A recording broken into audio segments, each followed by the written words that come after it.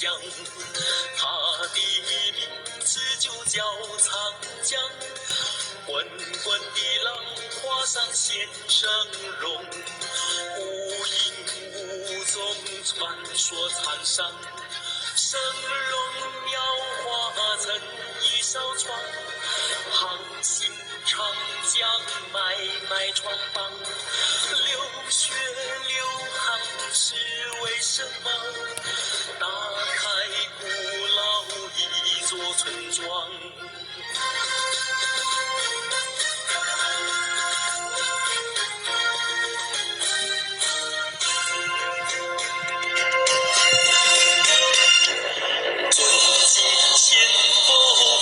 在心头，尊前的后本为骨松，在庄中正好让相模，循规蹈矩潇洒地走，这人夫妻不分国后，终身清白与天齐头，千同和爱生的浊酒，不弃身躯我定心修。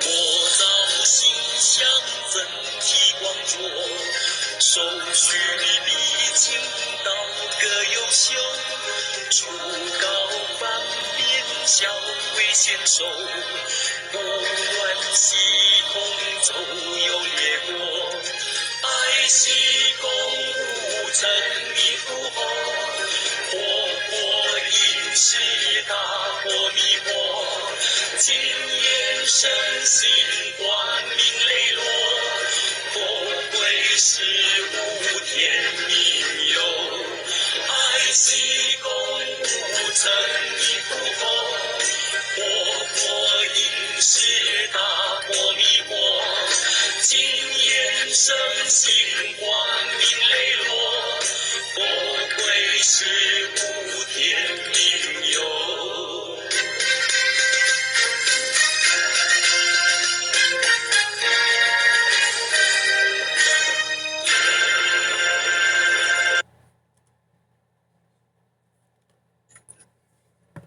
好，谢谢各位点传师、各位领任、各位前贤、各位组长然后后学今天的课程呢就到此结束。如果有说的不圆满，然后说错的地方，请各位前贤给后学指正，也盼求先佛慈悲赦罪，感谢。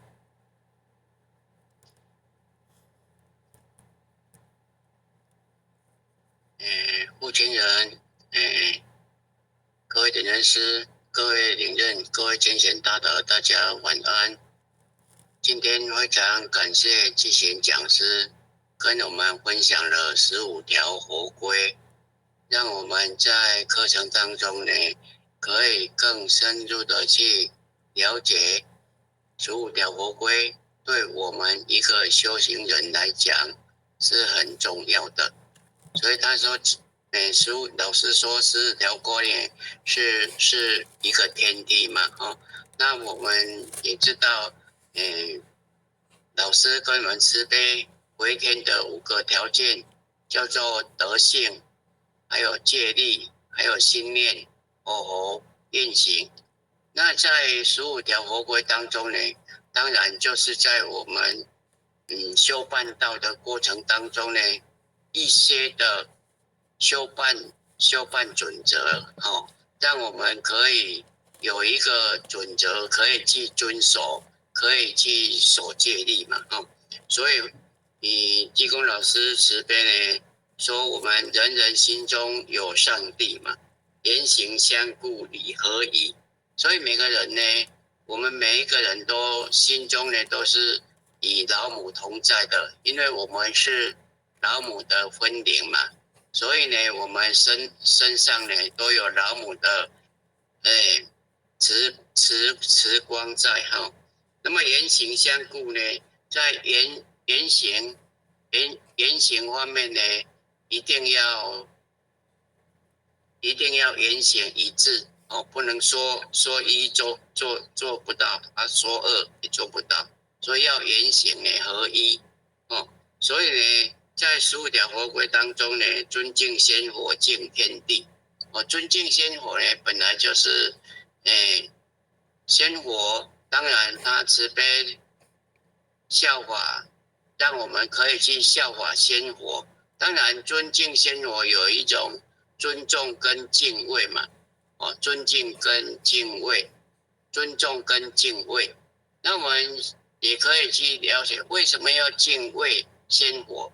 以前孔子在《论语》说：“君子有三畏，畏天命，畏大人，畏圣人之言。”所以呢，仙佛跟我们慈悲的，仙佛救世的精神，它是要让我们去学习、去效法的。哦，那么抱着一颗尊敬的心、敬畏的心来学习仙佛在度世如何度世方面呢，我们都大家要去学习的精神哦。尊前提后呢，谦恭喜。在尊前提后，当然有时候呢，尊前我们都知道是尊重前辈，尊重前辈嘛。因为我们有这么好的道场可以学习，都是人家说的前人种事，后人乘凉嘛。所以呢，我们对前辈者一生的付出牺牲，才有我们这么好的环境来学习呢。所以呢，我们对前辈者呢，应该抱着一颗尊重的心哦。还有提携后学，当然也在一个道场当中呢，如果没有后学来承接我们的棒呢，那么道务呢可能就承接在继往开来这一方面呢，可能就有所断层。所以在提后的这方面呢，都是抱着战战兢兢的心呢，来提携我们的后辈哦。人家说的，以前我们常听前辈者说，新道亲呢比老前人还大嘛。所以呢，我们对新道亲呢，一定要抱着有谦卑的心呢，来纯善用纯善诱他们，可以在修办道的过程当中呢，可以更加精进哈。斋庄中正呢，秉诚意。斋庄中正呢，当然我们斋就是知道我们要清口如素嘛，不管是吃的清，入口清，出口也要清嘛。哦，那么在自己的行为上面呢，也是要穿着整齐嘛，因为或许感觉说一个道场呢，要有那种道场的气氛出来呢，服装一定要统一，一定要穿整齐嘛，这样才表示我们的一个道场有规律，一个道场呢才能够庄严出来哈。那么循规蹈矩呢，勿偏疏，所以没有规矩呢，不能成方圆嘛。所以有道场的规矩，那么我们在做人处事方面呢，也一定要有规矩嘛。因为或许是觉得说，有时候人人心中有一把尺，但是一把尺是量自己，而不是去量别人。所以在修办道的过程当中呢，我们一定要有所遵循哈，不要马马虎虎，还是说超过了没有关系，这样是不行的哈。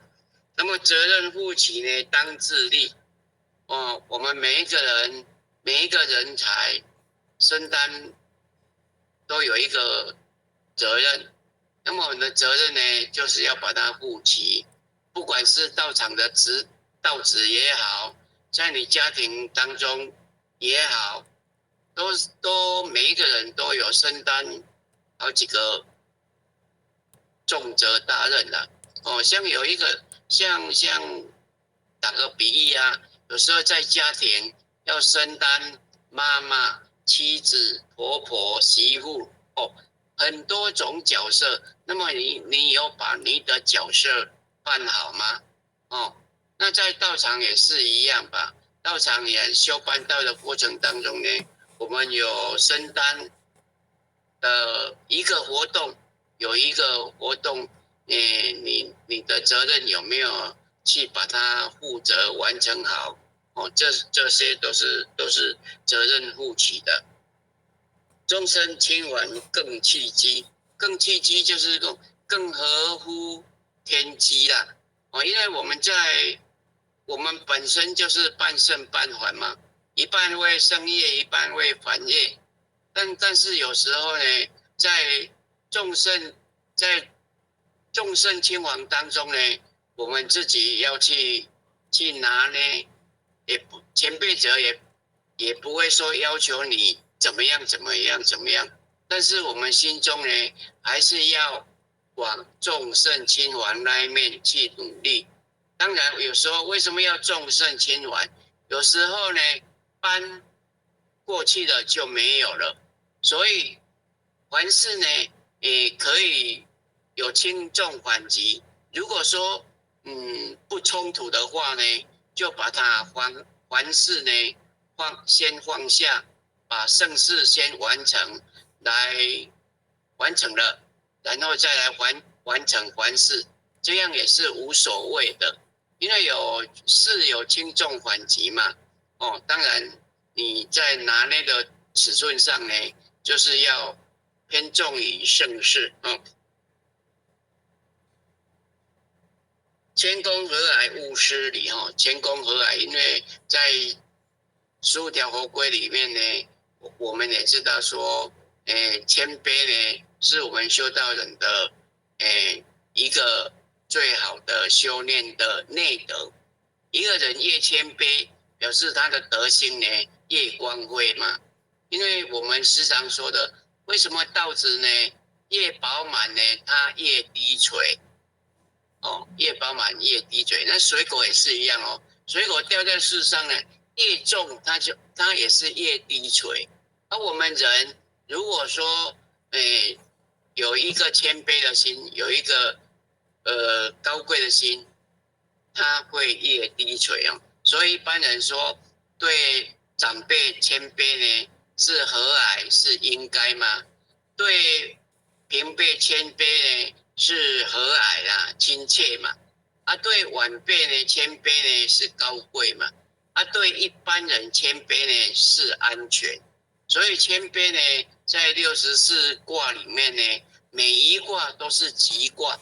它每一卦呢都是吉卦，每一爻都是吉的，没有凶的。那么物气慎信皆明理。为什么要物气慎信呢？因为我们或许这几年常常发现，我们老师所做的圣信呢，有好几篇呢都是对我们修办道有很好的启发啦。如果说各位谦贤大德如果可以的话呢，也可以把它背起来。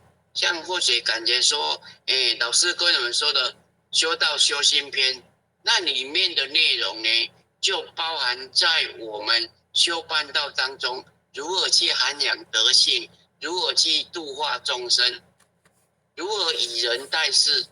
修道修心篇里面呢都跟我们提到了。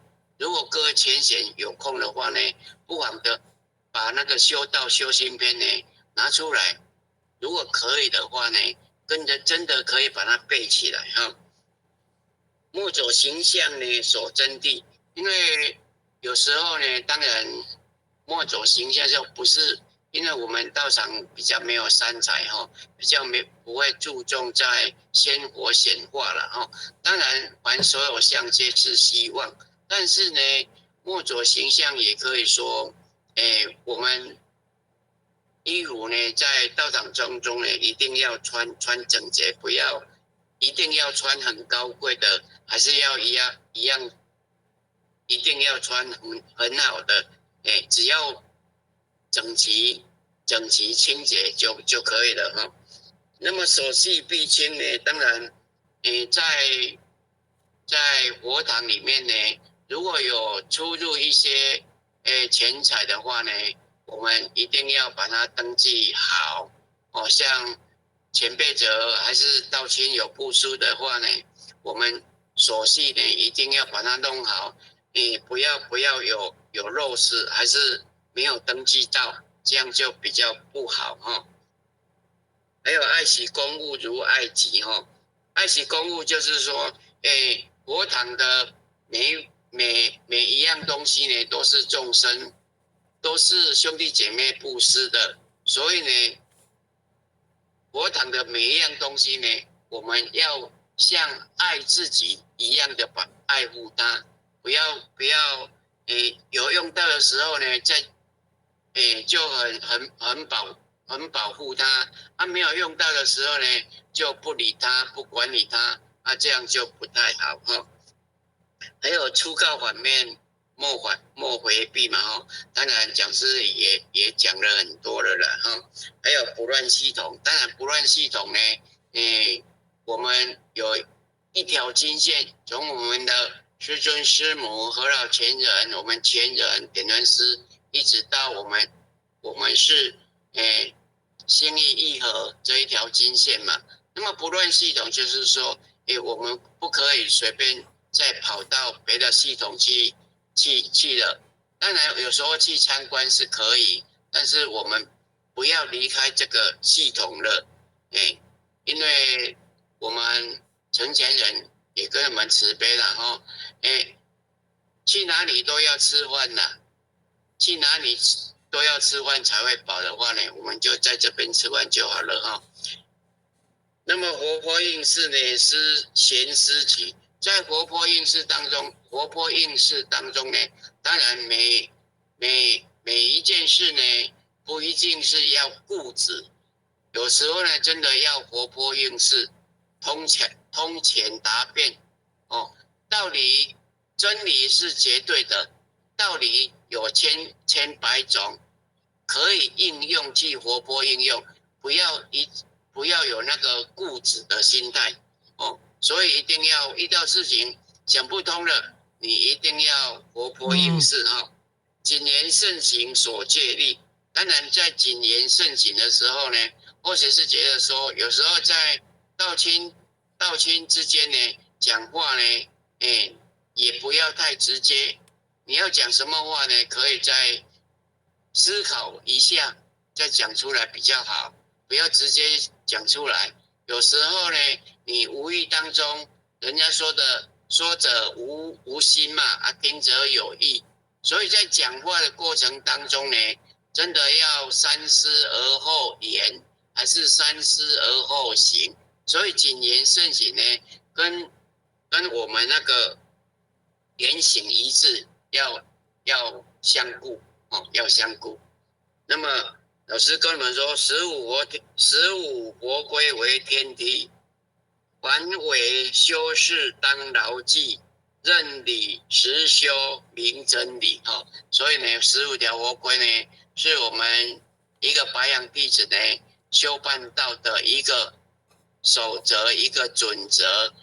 所以我们大家应该好好的在15条佛规当中呢，去体悟，去领会哦，不然我们有时候呢，15条佛规呢，大家都记一记而已，有时候呢，没有静下心来，好好的去领悟、去体会。那么借着明德班的机会呢，让我们再重温习一遍，再深入的去了解哈。好，或者就报告到这里啊。点传师有没有要慈悲的？好，那我们就一起闭班啊！